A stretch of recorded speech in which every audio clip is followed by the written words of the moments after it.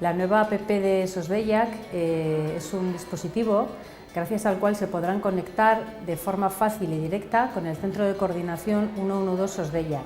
tanto el público en general como aquellas personas afectadas por dificultades auditivas o del habla.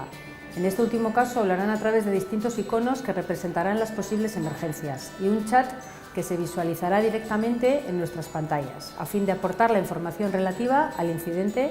que estimen oportuna.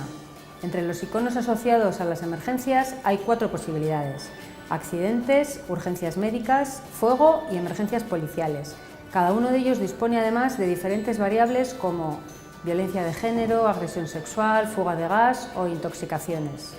El nuevo dispositivo es gratuito y también permite contactar con el 112 con tan solo pulsar un botón, enviando la señal GPS si está activado desde el mismo momento en que se inicia la llamada, lo que le convierte en una herramienta de gran utilidad, especialmente en accidentes de tráfico, búsquedas en montaña, etc.,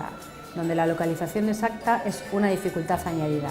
Al mismo tiempo, el posicionamiento GPS facilita la rápida respuesta a personas con discapacidad de comunicación al obtener automáticamente dicha posición sin tener que explicarla.